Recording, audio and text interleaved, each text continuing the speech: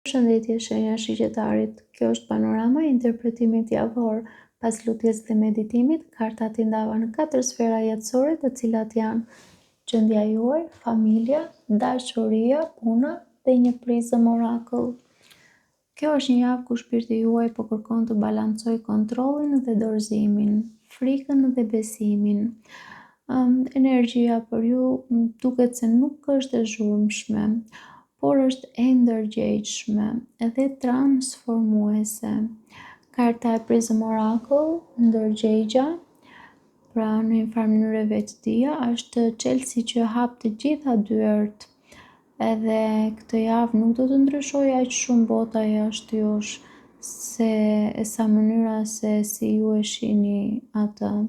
Dhe më besoni, kur ndryshon vetëdia, ndryshon krejtësisht edhe realiteti. Kalojmë në gjendjen personale ku ju keni 4 monedhat, 8 monedhat, ylli dhe 2 shpatat. Në gjendjen personale duket se ju keni qenë duke mbajtur fort diçka. Mund të jetë një emocion, një person, një bindje apo edhe një mënyrë jetese që ju jep të ndjenjën e sigurisë. 4 monedhat tregon se ju keni pasur frikë të lëshoni kontrollin, sepse kontrolli ju ka mbrojtur nga dhimbja, por kjo mbrojtje ka qenë edhe një kufizim. Me 8 monedhat, shpirti juaj po punon në heshtje. Ju jeni në një fazë ndërtimi të brendshëm. Edhe nëse nga jashtë nuk duket dramatike, brenda jush po krijohet një version më i fortë dhe më i ndërgjegjshëm i vetes. Ylli është një bekim i fuqishëm. Karta e yllit sjell shërim emocional, shpresë dhe rilindje shpirtërore. Duket se ju po filloni të besoni sërish, jo në mënyrë naive, por me një besim të qetë. Karta e 2 shpatave tregon se ende ekziston një vendim që ju po e shtyni. Ju e dini të vërtetën, por një pjesë e juaja nuk është gati ta përballojë plotësisht. Kartat këshillojnë që ju duhet të ndaloni së mbajturi fort atë që ju mban të bllokuar. Siguria e vërtet nuk vjen nga kontrolli, por nga besimi në veten tuaj. Dhe duhet përballeni me të vërtetën që tashmë e ndjeni, sepse vetëm kështu mund të çliroheni plotësisht. Mos keni frikë nga vendimi, sepse ai vendim është porta e shërimit tuaj. Kalojmë tek familja. Në familje kemi mbretëresha e shpatave, mbretëresha e kupave, 10 monedhat dhe hierofanti. Në familje paraqitet një strukturë e fortë, por edhe si një vend ku bashkëjetojnë 2 energji të ndryshme, që është energjia e arsyes dhe energjia e ndjenjës. Pra, mbretëresha e shpatave tregon një figurë të qartë, të drejtë dhe të sinqertë, ndonjëherë edhe të ftohtë. Kjo mund të jeni ju ose një grua në familje që thotë të vërtetën pa zbukurime. Ajo nuk vepron nga emocioni, por nga mençuria. Mbretëresha e kupave në anën tjetër përfaqëson dashurinë e pastër, mirëkuptimin dhe mbështetjen emocionale, empatinë. Kjo tregon se brenda familjes ekziston një burim i madh dashurie dhe kujdesi. Ndërkohë këto 2 mbretëreshat mund të jeni vetë ju, pra mund të keni të dyja këto lloj energji në veten tuaj dhe i manifestoni gjatë kësaj jave. 10 monedhat është karta e stabilitetit familjar, trashëgimisë dhe sigurisë. Kjo është një shenjë shumë e fortë se gjatë kësaj jave familja ka një bazë të qëndrueshme. Hierofanti tregon traditë, këshill dhe urtësi. Mund të merrni një këshill të rëndësishme nga një figurë më e pjekur, ose të kuptoni më tepër rolin tuaj në strukturën familjare. Kartat këshillojnë të dëgjoni si zemrën ashtu edhe arsyen, sepse familja është një burim force, por ju duhet të pranoni mbështetjen që ju ofrohet, Mos u izoloni emocionalisht, sepse një bisedë e sinqertë mund të sjellë shërim dhe qartësi.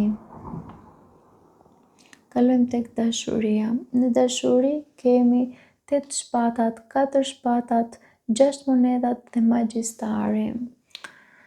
Dashuria këtë javë fillon me një ndjenjë bllokimi të brendshëm. 8 shpatat tregon se ju ndjeni të kufizuar, por ky kufizim nuk është real, është psikologjik. Ju mund të ndjeni të pasigurt, të friksuar për të vepruar ose të mbërthyer në mendime që ju mbajnë të paralizuar. 4 shpatat tregon nevojën për pushim emocional. Ju jeni duke u shëruar nga diçka, mund të jetë një plagë e vjetër, një zhgënjim ose një lodhje shpirtërore. Por më pas vjen karta me 6 monedat dhe kjo është karta e balancës. Kjo tregon se energjia fillon të balancohet, edhe mund të merrni një gest, një mesazh ose një veprim që rikthen ndjenjën e barazisë. Dhe ç'është më e rëndësishmja, magjistari.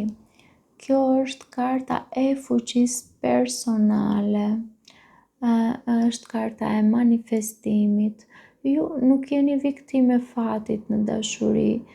Në këtë rast edhe në këtë javë ju jeni krijuesi i fatit tuaj në dashuri. Kjo mund të tregojë një fillim të ri, një komunikim të rëndësishëm, një person që vepron me qëllim drejt jush, pra me një qëllim të mirë drejt jush, ose fuqizimin tuaj për të ndryshuar rrjedhën e situatës në dashuri. Magjistari ju kujton se ju keni të gjitha mjetet për të krijuar atë që ju dëshironi me të vërtetë. Gjithashtu kartat këshillojnë se duhet të ndaloni së besuari se jeni të pafuqishëm. Frika juaj nuk është realiteti juaj.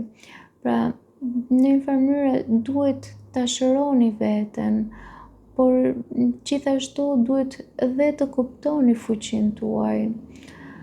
Ta shëroni veten nga bagazhet e së shkuarës dhe nëse veproni me vetdije, ju mund të transformoni plotësisht situatën në dashuri. Mos prisni që Zoti të vendosë për ju, sepse Zoti ne na ka dhënë vullnet të lirë, pra që të jemi krijues ose bashk krijues, më saktë, të fatit tonë. Kalojmë tek puna. Në punë kemi karroca, kalorësi kupave, 5 kupa, dasi shpatave. Në punë kjo duket një javë me lëvizje dhe përparim. Karroca tregon vendosmëri dhe fitore përmes vullnetit. Ju jeni në kontroll të drejtimit tuaj, edhe nëse ka pasur sfida, ju nuk jeni ndalur. Kalorësi kupave sjell një ofertë, një mesazh ose një mundësi që ka natyrë emocionale ose kreative. Mund të jetë një propozim, një bashkëpunim ose një vlerësim. Por 5 kupat tregon se ende mbani një zhgënjim nga e kaluara. Ju mund të fokusoheni në atë që nuk funksionoi, në vend që të shihni atë që po vjen para jush. Dhe më pas kemi asin e shpatave, karta e së vërtetës dhe e fillimeve të reja. Pra ju do të merrni qartësi.